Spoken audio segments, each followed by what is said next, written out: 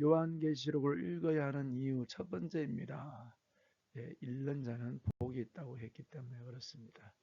요한계시록 1장 3절에 이렇게 말하고 있어요.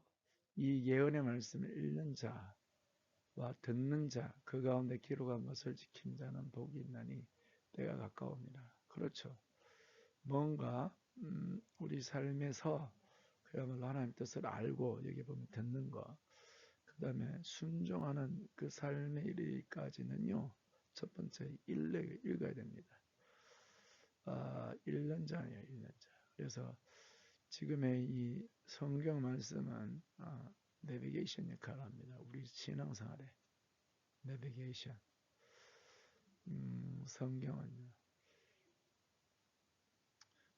이 성경은 내가 예수님이 부르는 그날까지 내 손에서 떠나지 않고 이 성경에 기록된 말씀을 따라 내 영혼이 하나님이 주신 그 삶을 온전히 이루어지도록 계속 말씀을 묵상하고 살아야죠. 그 말씀을 비춰보고 살아야죠.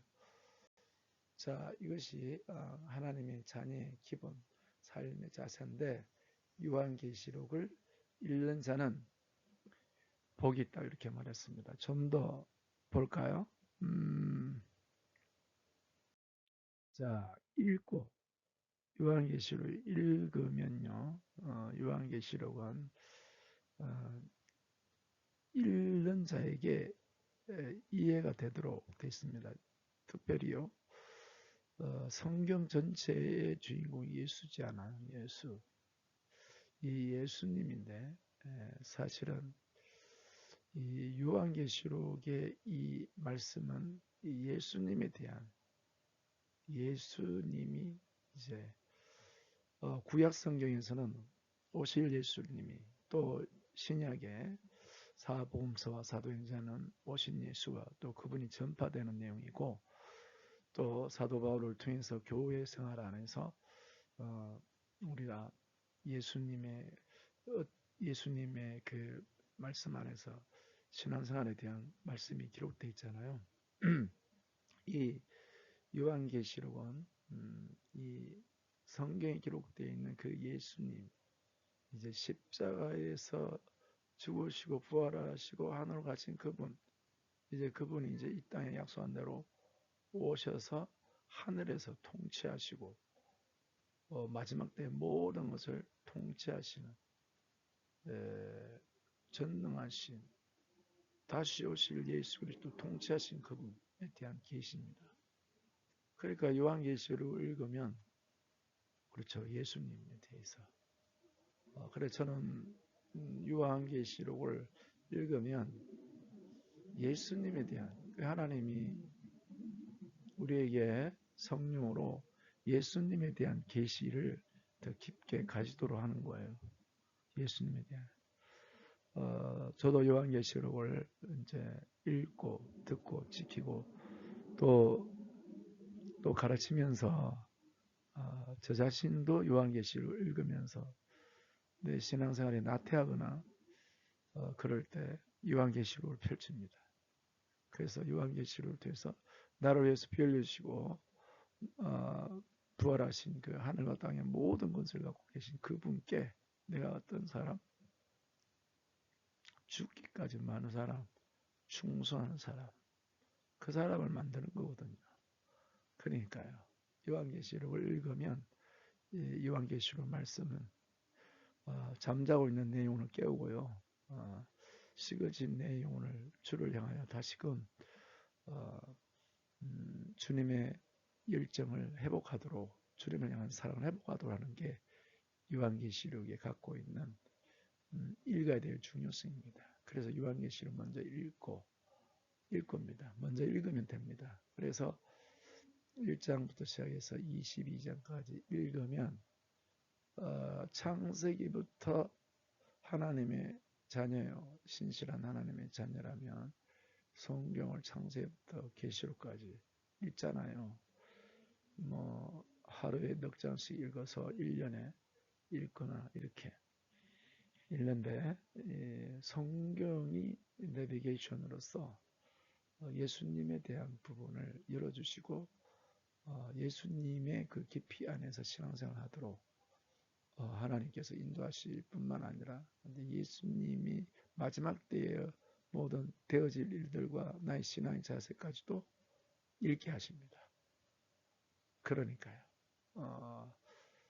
마지막 때에 일어날 일들과 내가 그 앞에서 어떤 신앙생활의 자세를 가져야 되는지 알게 하시는 거죠. 그래서 소계시록이라는 마태복음 24장에 예수님이 제자들에게 마지막 때에 대해서 이미 예수님 말씀을 주셨거든요. 그래서 요한계시록은 예수님이 마태복음 24장에 이야기한 그 기본 골격에 따라 맞춰서 이 세상의 마지막 때 현상, 그 다음에 적그리스도의 등장, 예수님이 올 때 오는 거 이런 골격을 이루고 있습니다. 다만 요한계시는 좀 더 상세하게 되어 있죠. 그리고 요한계시록의 이 계시록 전체는요 이미 구약성경에 오실 예수 그리스도에 대한 초림의 예수님의 뿐만 아니라 재림의 예수님에 대해서 이미 구약성경은 초림과 보통 우리가 구약성경은 오실 예수님은 초림을 말하는 건데 오실 예수님에 대해서 기록되어 있다고 하지만요. 구약성경 사실은 초림의 예수님과 재림의 예수님에 대해서 기록되어 있어요. 그랬어요. 구약에 뭐 다니엘서라든지 스가랴서라든지요.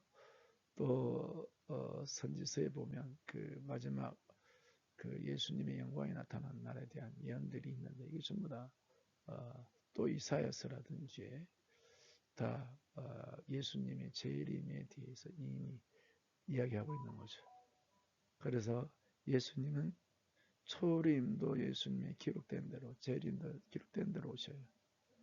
그래서 이미 성경을 읽은 사람들은 한 번 아니고 두 번 아니고 계속 성경을 읽은 자들에게 이 성경의 말씀이 하나의 전체가 이제 꿰뚫어지는 거죠. 그래서 요한계시록을 읽으면 이제 마지막 단추를 딱 깨듯이 딱 완성이 딱 되는 겁니다. 그 새 예루살렘이 최종 완성이듯이요. 요한계시록 딱 읽으면 내 신앙생활의 완성을 향하여 갈 수 있도록 딱 이제 하나님께서 1년 자에게 이 요한계시록의 말씀도 이해가 되도록 인도하십니다.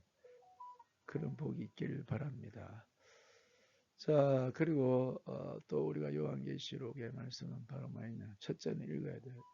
읽을 때 어떻게 읽느냐? 한 번에 쫙 읽고 묵상하면서 보면 좋겠죠. 그래서 정규적으로 읽어야 돼요. 저는 요한계시록에 대한 영상을 만들 때는 일주일에 한 번씩 봤는데요. 이제 한 달에 한 번이나 그렇게 요한계시록 읽습니다. 자, 그리고 두 번째가 뭐냐면 듣고요, 듣고. 자, 요한계시록에서의 듣고는 저는 크게 세 가지를 이야기하고 싶어요.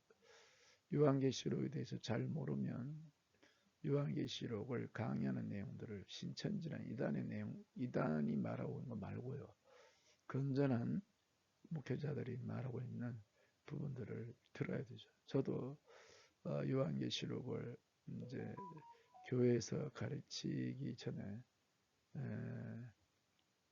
돌아가셨습니다만 이제 송기태 목사님의 요한계시록 원전 그분의 요한계시록에 있는 그때만 해도 유튜브 없었으니까 책이 많습니다. 일곱인, 일곱나팔, 일곱 대접 뭐 책이 많거든요. 일곱 교회에 관련된 시리즈 책들을 다 읽었고 또 이분의 주회서를 통해서 계속 기도하고 그 다음에 미국의 유명한 설교자 존 메가드 그 다음에 여러 사람의 책들을 계속 읽었습니다. 그러니까 읽는다는 건 이제 듣고죠. 그들의 한 말에 그래 도움을 받은 거야. 그 다음에 이제 듣고는 실제는 요한계시를 보면 이제 계시록 2장 3장에 성령이 교회에 하시는 말씀, 성령이 교회에 하는 말씀, 교회에게 하는 말씀을 듣는 거예요. 그 다음에 또 한 가지는 이 계시록 14장에 보면 14만 4천이 나오는데 이 14만 4천은 바로 어린 양이 인도하든지 어디로 인도하든지 인도받는 자라 이렇게 말하거든요. 그러니까 주님의 양으로서 인도받는 자. 요한복음 10장에 말하고 있는 바로 목자 인도받는 자예요. 이 듣는 자죠. 신앙생활의 깊이가 여기에 읽고 해서 묵상하는 데서 끝나는 게 아니고 이제 듣는 겁니다. 성령이 그 시대 특별히 요한계시록 2장 3장에서는 그 교회의 상황이 있잖아요. 상황. 에베소에서부터 시작해서 라오디게아 교회까지 그 교회의 상황이 있어요. 그 상황 속에서 승리하는 자 그렇습니다. 지금 우리가 요한계시록을 읽는 자에게는 지금 이 시대에 우리가 주님의 뜻을 따라 듣는 그 말씀하시는 그 성령의 음성을 듣습니다. 그러니까 지금 자 그리고 요한계시록 1장에서 주님의 목소리는 많은 물소리와 같다 이렇게 표현되어 있어요. 물소리와 같은 주님의 음성입니다. 그 음성을 따라 사는 게 어린 양입니다. 그래서 읽음으로써 우리가 성경을 요한계시를 특별히 읽음으로써 사람의 말에 좌우되지 않고 여기도 마찬가지예요. 특별히 이제 설교자 신앙생활의 설교자의 위치가 중요하잖아요. 그러나 그보다 더 중요한 것은 사실은 주일 설교도 주일날 듣고 예배당을 나오는 순간에 다 잊어먹는 정도가 돼버렸잖아요. 그리고 각자 말씀을 삼아서 지금은 이제는 유튜브를 먹고 싶은 대로 말씀을 먹고 싶은 대로 찾아가는 시대가 되었는데요. 예전엔 또 기독교 TV도 있었지만 정상적인 것은 성경을 내비게이션으로 읽고 그 다음에 성령께서 기름 부으심에 그 내 마음에 주시는 그 감동, 그 음성에 순종하는 삶을 위해서 따라가는 겁니다. 순종하는 겁니다. 그래서 요한계시록 2장 3장에 교회의 상황 속에 승리하도록 하게 하는 말씀이고 그 음성을 듣는 거고 그리고 14장에 우리가 목자이신 예수님을 따르는 양으로서 이 세상에 이제 음녀가 가는 넓은 음녀이 타락한 교회를 말합니다. 음녀 요한계시록 보면 17장 18장에 음녀 나오잖아요. 음녀의 말에 안 넘어가는 거예요. 이 사람들이 이제 14장에 14만 4천은 음녀로부터 자기를 지킨 자들이고 어린 양이 어디로 인도하든지 어린 양을 따라가는 자들이죠. 이게 바로 듣는 자들이죠. 그리고 성령하신 말씀을 듣고 그래서 주님은 우리에게 요한계시록의 말씀을 통해서 개인적으로 보면 여기 우리가 아까 그 1장 3장 때가 가까웠습니다. 이렇게 될 때. 그래서 우리가 살고 있는 시대에 계시록에 예언된 때를 맞이할 수가 있고 개인적으로 육체의 종말을 맞이할 수 있는 상황이 직면해 있거든요. 그래서 이때 자 그러므로 우리는 주님의 음성을 듣고 살아가는 자 그래서 요한계시록을 읽는 자에게서 이제 이 시대에 승리하는 길 요한계시록에서 말하고 있는 바로 새 예루살렘의 완성에 이르는 향하는 길을 하나님의 사랑하는 자에게 읽는 자의 요한계시록에 알게 하고 그 음성을 듣게 합니다. 그 다음에 뭐하는 지키게 합니다. 지키게 하는 거 이제 요한계시록 7장 14절을 보면 이제 요한계시록 6장에 일곱 인에 대한 내용이 나오죠. 7장 14절에 그 환란 가운데서 자기 자신의 옷을 어린이의 피로 정결케 했느니라. 그래서 이제 믿음을 지키는데 음료로부터 타락의 넓은 길로 가지 않고 그다음에 물질에 속아서 마음이 둔해져서 세상으로 또 돈에 의해서 이제는 지금의 돈이 가치관이 되는 시대가 되었잖아요. 물질이.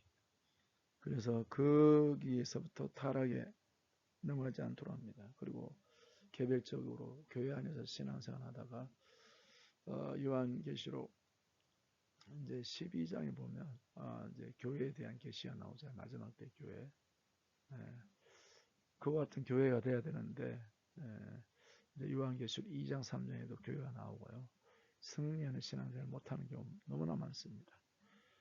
자, 그래서 우리의 믿음이 변질되지 않고 예수 그리스도 그분의 충성된 자로서 살아가는 아주 삶의 신실한 모습이 이게 14장에 보면 바로 땅에서 구속받은 첫 열매에 속한 자들입니다. 그래서 이들은 기본적으로 믿음을 지키는 자들이에요. 그래서 그 믿음을 지킨다는 구체적인 내용에 보면 이제 옷을 뭐하게 하느냐, 내면의 영적인 옷을 뭐예요? 예수님 피로 환난 가운데서 희게 했다네. 그래요. 요한계시록에 그 환란이 있는 이유가 그겁니다. 하나님 자녀들 환란 가운데 옷을 희게 하고, 그 다음에 이 믿음은 바로 뭐냐? 요한계시록 이제 저 뒤에 새 예루살렘이 보면 어린 양의 신부로 단장되었다. 이래요. 신부로 이제 중요한 건 단장이 단장되도록 하는. 우리 신앙생활은